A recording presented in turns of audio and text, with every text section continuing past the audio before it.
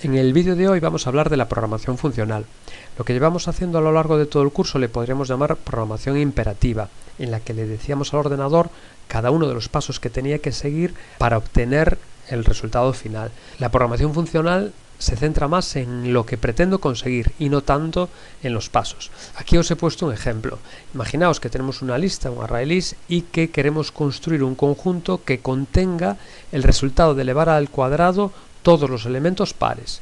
En un programa tradicional tendríamos que hacer un for para recorrernos cada uno de los elementos, dentro un if para cada uno de ellos para ver si cumplen esa condición de que si es par o no. En el caso de que sí sean pares tendríamos que calcular el producto y luego eso meterlo en un conjunto. Entonces fijaos que podéis pensar ya esa estructura, el for, el if. Bien, en una programación funcional esto es lo que tendríamos. No conocemos por ahora la sintaxis, que es lo que vamos a aprender, pero fijaos que no hay ese concepto de bucle, que se tratan todos un poquito a la vez.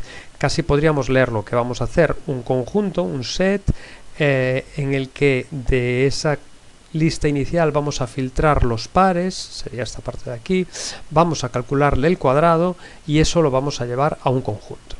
Entonces fijaos que es una forma como mucho más intuitiva, podríamos decir. El problema que tiene es que llevamos todo el curso trabajando de otra forma, por lo tanto esto nos cambia un poco el chip, nos cambia la forma de pensar, de cómo resolver los problemas. Para empezar a hablar de programación funcional, primero tenemos que entender dos conceptos previos, que uno son las interfaces funcionales, que son interfaces, ya sabemos lo que son, y las funciones lambda. Una vez que tengamos esas dos cosas claras, ya podemos centrarnos en los streams, que va a ser la estructura que nos va a permitir utilizar esa sintaxis y que será finalmente mediante las que haremos la programación funcional. Entonces vamos a empezar con esto, interfaces funcionales. Una interfaz funcional es una interfaz, que ya sabíamos que una interfaz era un compromiso, una definición de métodos que obligábamos que las clases que la implementaban definiesen el contenido de esos métodos.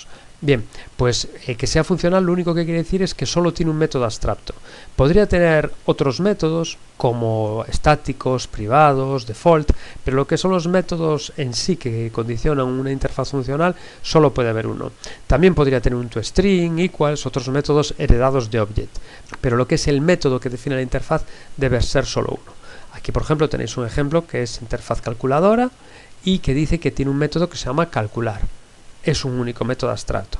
Cuando es una interfaz funcional podemos ponerle esta anotación. No es obligatoria, pero sí él en tiempo de compilación nos va a verificar que sí que lo sea. Podemos probarlo. Si yo ahora le añadiese otro método, vemos que nos dice que no es una interfaz funcional porque tiene múltiples métodos abstractos. Bien, como ya sabemos, esto es un repaso.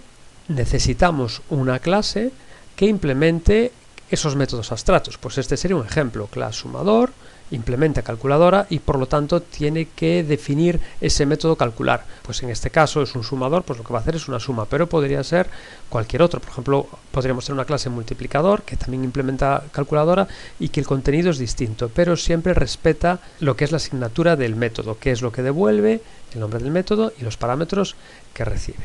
Otra cosa que vimos también en capítulos anteriores era las clases anónimas, y esto en lo que consistía era en que en determinados casos no creaba la clase como tal, no crearía la clase sumador que vemos aquí, sino que en un solo paso creo una instancia de esa clase. Eso lo íbamos a utilizar cuando la instancia solo la fuésemos a utilizar una vez, y ya decíamos que no nos merecía la pena crear esa clase sumador cuando ya iba a ser un uso único, y este sería un ejemplo. Haría iCalculadora s igual a new iCalculadora. Aquí lo que estoy haciendo es una clase anónima, ya no tiene nombre y estoy creando una instancia de esa clase. Y lo que hago también es implementar el método, que es algo que siempre tengo que hacer. Y luego pues ya puedo llamar sobre esta variable que es de esa clase anónima, que no tiene nombre, y llamo a calcular, ¿vale? Esto, lo de arriba y lo de abajo es lo mismo, pero aquí con una clase anónima. Un ejemplo de este tipo de interfaces es Comparator. Comparator era una interfaz que utilizaba cuando quería ordenar una lista, por ejemplo, y no era por el atributo que la clase subyacente tenía por defecto para ordenar. Me explico. Es decir, Peli podía implementar comparable y así teníamos una ordenación por defecto, que era por la que se ordenaban pelis. Pero cuando quería ordenar por otro campo, o en este caso que no tiene implementado comparable, pues cuando yo quiero ordenar algo, cuando yo tengo una lista como es este caso y hago un sort, el segundo parámetro, aquí le pasaría la lista, cuando hago un collection sorts, el segundo parámetro recordamos que tenía que ser un comparator, si eso lo podéis repasar de los apuntes de antes. Y aquí teníamos una clase anónima, hacía new comparator y definía aquí los criterios del método compare, y eso es lo que me iba a hacer la ordenación. Tenéis este ejemplo en los temas anteriores, repasadlo y veis cómo funcionaba. Bien, pues por comparator es una interfaz funcional cuyo único método es compare, es el único método abstracto que tiene y que tenemos que implementar. Bien, aquí veis una forma con una clase no anónima, es decir, crea una clase que se llama comparaño y que crea la instancia de comparaño y finalmente en el sort utiliza esa instancia. Veis cómo entonces pasamos mucho más trabajo. Tenemos por una parte que crear la clase, por otra parte la instancia de la clase para luego utilizarlo aquí.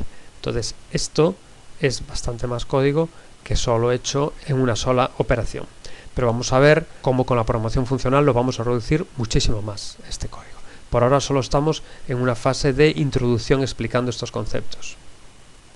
Un último paso que teníamos dentro de las interfaces, dentro de todo esto que estamos recuperando, era el uso de genéricos. Comparator era una clase implementada sobre genéricos.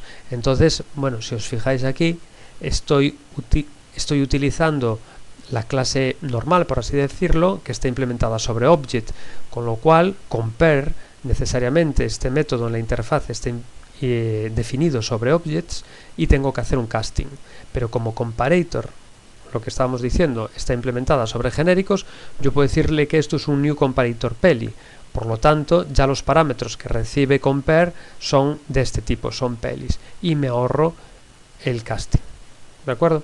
Entonces, bueno, este sería un poco el resumen. Aquí os pongo esta nota de que esto hay que entenderlo bien para poder continuar. El concepto de lo que es una interfaz, lo que es la implementación de sus métodos y también el concepto de clase anónima y genéricos, ¿vale? Son todo conceptos de temas anteriores. Para continuar, vamos a hablar de 4 interfaces funcionales que van a ser muy útiles a la hora de emplear programación funcional. Son interfaces genéricas, ya veis que son de tipo genérico y que sirven para operaciones muy comunes. Predicate, por ejemplo, es una interfaz funcional que tiene un único método test, que es el que tienen que implementar las clases, y que devuelve un boolean si el parámetro que le pasamos es verdadero o falso. Esto entonces va a ser muy útil cuando querramos comprobar cosas, por ejemplo, que decíamos si un número es par o no. Y bueno, podéis leer las otras para no alargar mucho el vídeo, esto me lo voy a soltar. Bien, aquí os pongo un ejemplo de cómo se utiliza.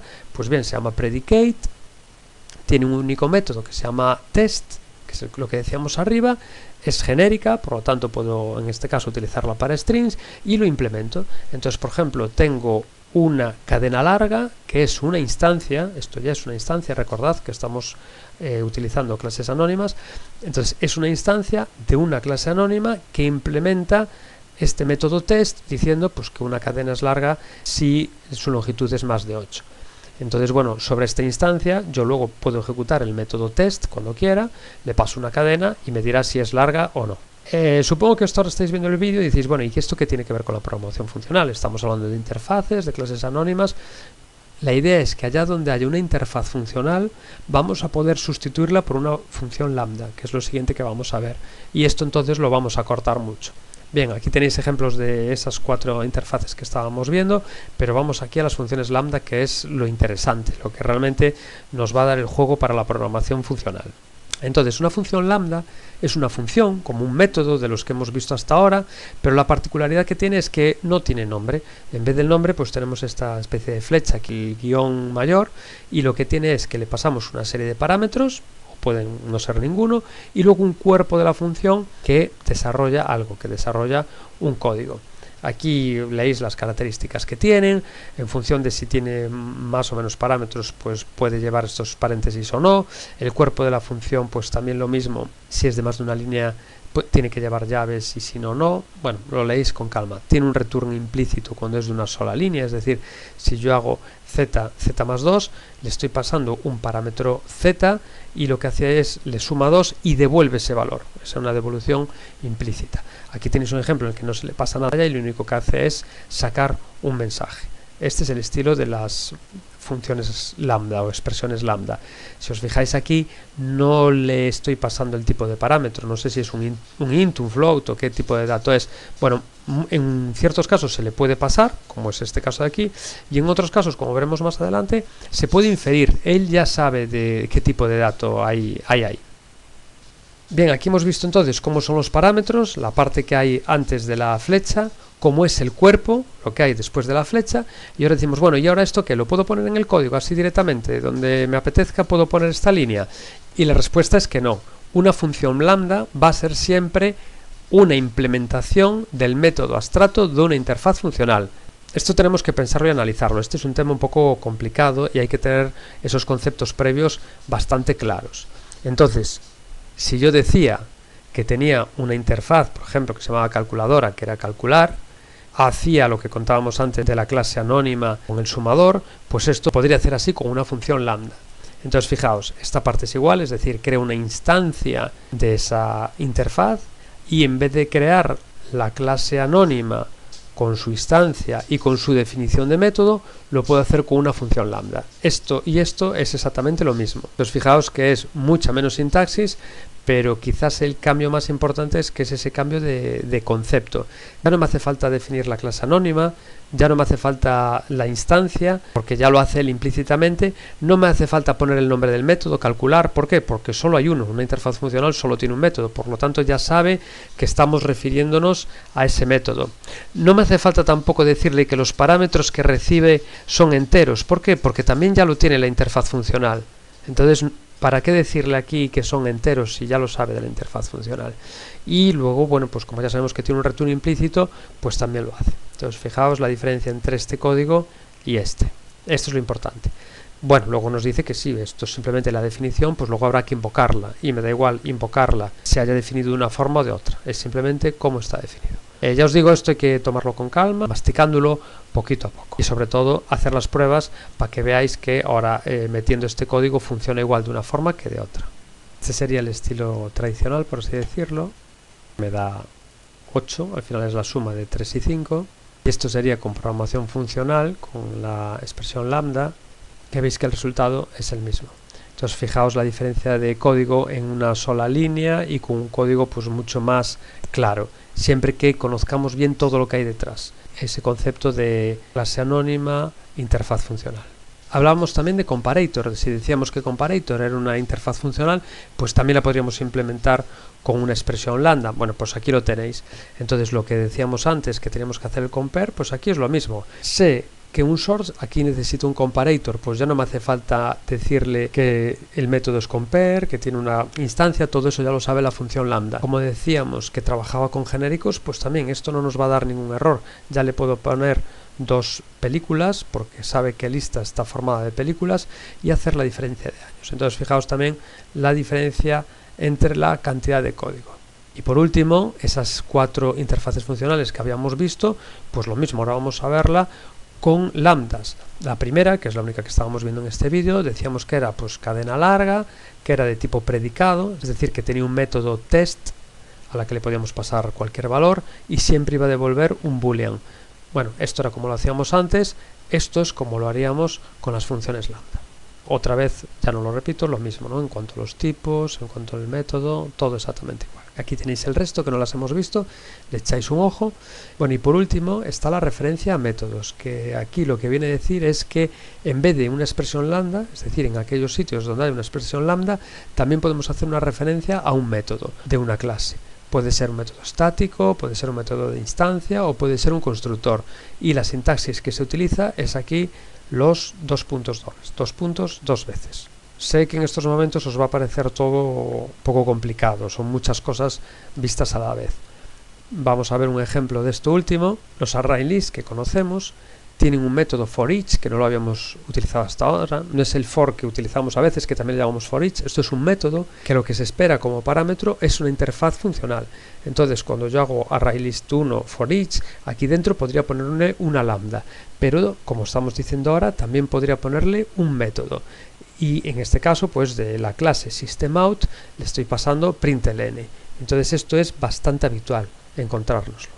Volvemos al comparator, pues decíamos que aquí puede ir una función lambda, pues donde hay una función lambda también vamos a poder poner una referencia a método. Bien, pues comparator tiene un método estático que se llama comparing y le puedo pasar como parámetro un atributo sobre el que hacer la comparación. Entonces esta sería otra forma de llamar a comparator. Supongo que en estos momentos estáis diciendo, esto es una locura, y tenéis razón. Para ver la programación funcional pues haría falta, no quiero decir otro curso como el que llevamos para la programación imperativa, pero sí bastante más tiempo. Entonces yo un poco la idea que quiero que os quedéis es de que no os asuste esta sintaxis si la veis, que lleguéis a utilizarla en determinados contextos, pero más que nada eso, que cuando veáis algo pues sepáis un poquito lo que quiere decir. Entonces esto puede ser algo que os encontraréis frecuentemente, pues bueno, simplemente que sepáis que esto hace referencia a una referencia a métodos, que tiene que ver con que aquí iría una interfaz funcional y en vez de hacer una implementación tradicional con el new y la clase anónima, pues que podemos hacerlo o con lambdas o con las referencias a métodos que identificaremos siempre de una forma muy fácil, pues por los dos puntos dobles. Y una vez visto todo esto, y una vez visto las interfaces funcionales y visto las lambdas, ya podemos llegar al API Stream, al trabajo con streams, que fue el ejemplo que os puse al principio. Entonces el API Stream lo que hace es coger una colección, un ArrayList, un conjunto, lo que queramos, y convertirlo en un flujo de datos que nos permite hacer operaciones funcionales, operaciones como lambdas y como referencias a métodos. Entonces, no nos va a duplicar el ArrayList o la colección sobre la que trabajemos, simplemente genera de forma virtual como un flujo, trabaja sobre él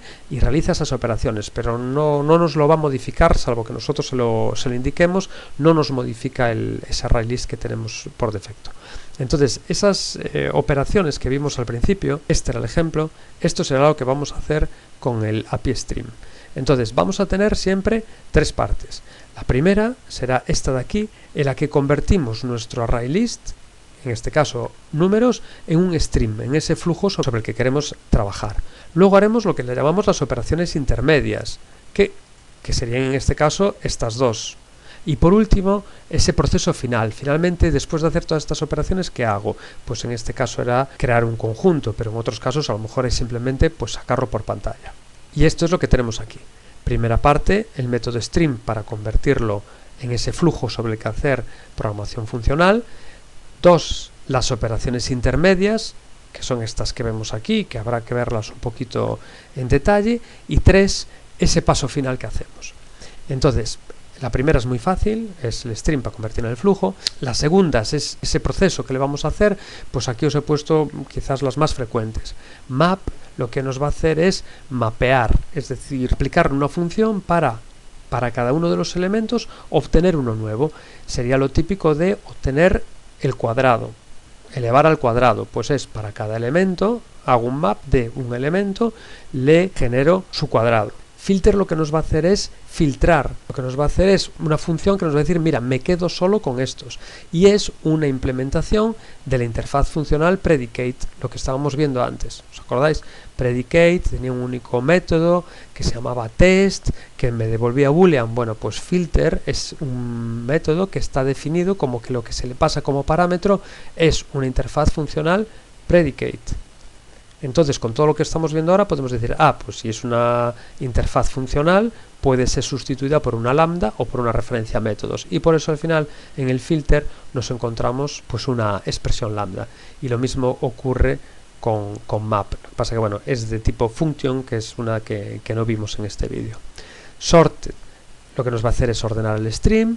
Skip lo que nos va a hacer es pasar de ciertos elementos. Si tengo una colección de 10 elementos, le puedo decir skip 3 y así pues nos eliminaría los primeros. Y limit hace un poco lo contrario, pues le digo limit 10, pues se queda solo con los 10 primeros. Vale, estas son unas pocas de las operaciones intermedias que puedo hacer, pero hay muchas más. Y por último, las operaciones terminales es, bueno, una vez que he hecho todo ese procesamiento, ¿qué hago? Entonces, muy típicas, un collect, que es el que vamos a hacer para crear una nueva colección, es la que utilizamos arriba, para crear un conjunto, crear un array list. For each sería una iteración, por ejemplo, muy típico sería hacer un for each para sacarlo por pantalla. Y reduce, count y sum son operaciones para llegar a un único resultado, pues acumular, sumar, contar, lo que serían en SQL las funciones agregadas, pues estas tres serían esas operaciones. Entiendo que esto es muy complicado, vamos a ver una serie de ejemplos para ver si lo entendemos un poquito mejor. Entonces partimos de un array list que se llama números y que son los 10 primeros números enteros, del 1 al 10. Para todos estos ejemplos vamos a partir de aquí. Entonces, típico ejercicio que podríamos haber visto al principio del curso, mostrar los elementos del array list elevados al cuadrado. Entonces, aquí tenemos los tres pasos. Primer paso, convertirlo a flujo para poder trabajar con él. Segundo paso, el mapeo. Para cada elemento obtengo su cuadrado. Y esto es un map que quiere una interfaz funcional de tipo function, que se le pasa un parámetro y devuelve un valor. Y aquí tenemos una expresión lambda que implementa esa interfaz funcional function. Dado un x, calcula x por x, el cuadrado. Y luego está el punto final. ¿Qué hago una vez que he calculado el cuadrado? Pues en este caso lo saca por pantalla. Y para eso pues está utilizando una lambda y representa cada elemento de ese flujo y lo que hago es sacarlo por pantalla. ¿Vale? Esto entonces nos sacaría pues 1, 4, 9, 16, es decir, el cuadrado de todos los elementos. ¿Otra forma de hacerlo? Bueno, decimos que en estas operaciones podemos utilizar una lambda, pero también una referencia a método. Y esta os decíamos que era muy típica, el for each system out println. Y luego, en cuanto a cómo visualizarlo, pues depende. Cuando es un string muy largo, cuando es una operación que tiene muchos pasos, se suelen poner así cada paso en una línea separada, pero hay veces que los veréis todos en una única línea. Quizás es menos legible, pero bueno, también ocupa menos espacio. Entonces esto y esto es exactamente lo mismo, es una cuestión de formateo. Segundo ejemplo, obtener una nueva lista con los elementos de la lista inicial elevados al cuadrado. Fijaos que el primer paso y el segundo son los mismos, lo único que cambia es al final, que en vez de utilizar un for each para sacarlos por pantalla, hace un collect, que decíamos que lo que hacía era generar otro tipo de estructura.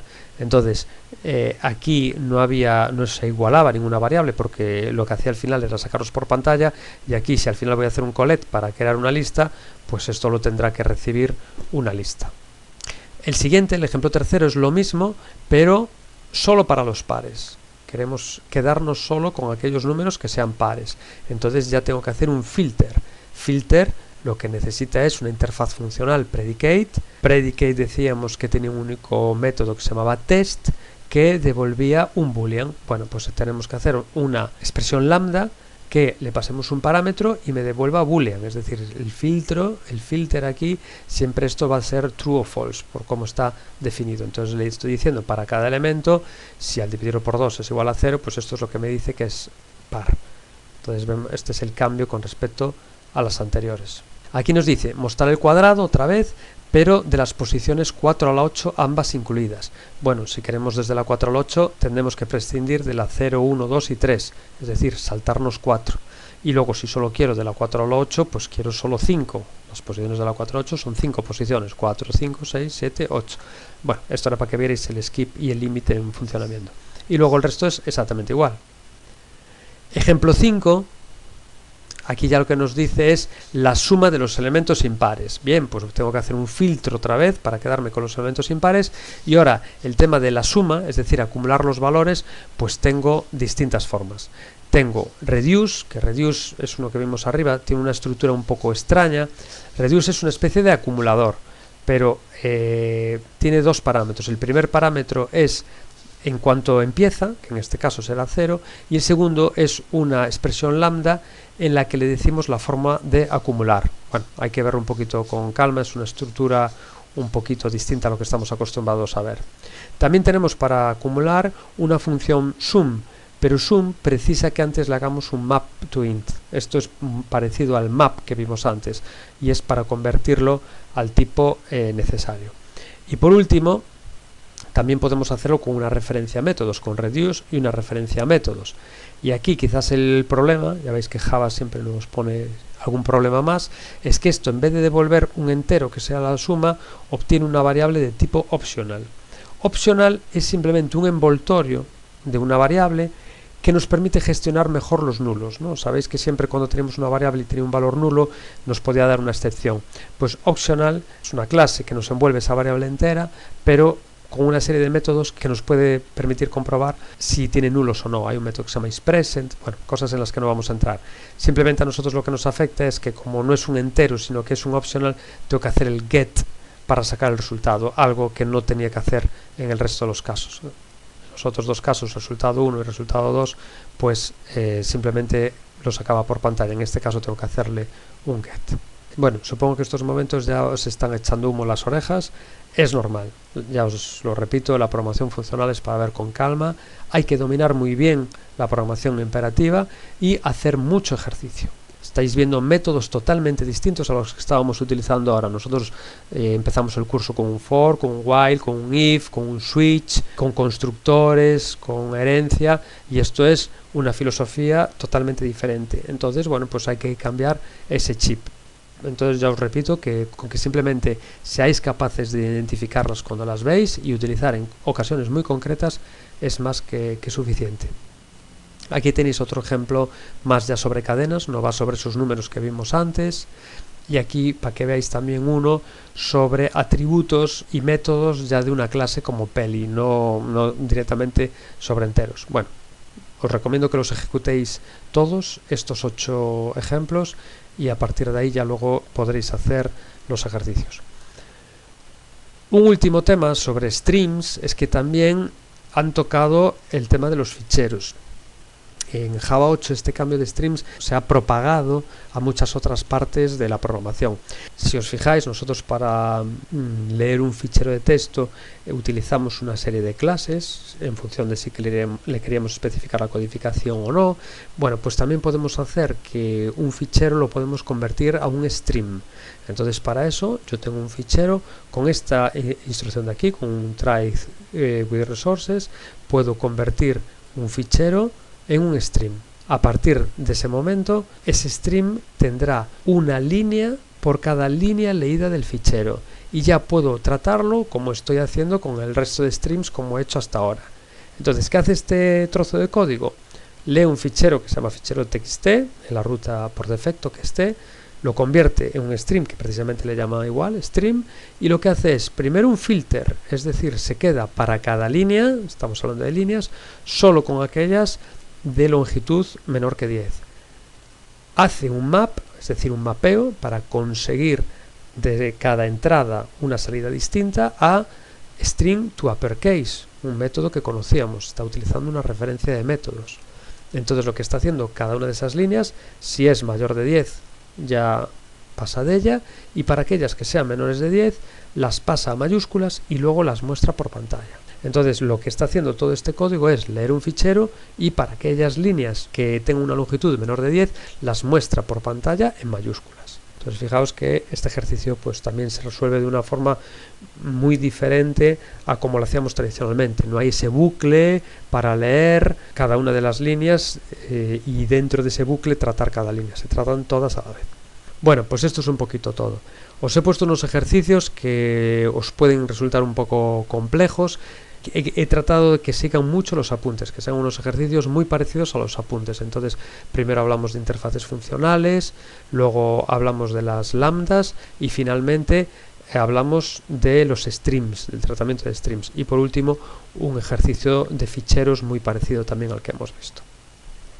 Pues esto es todo.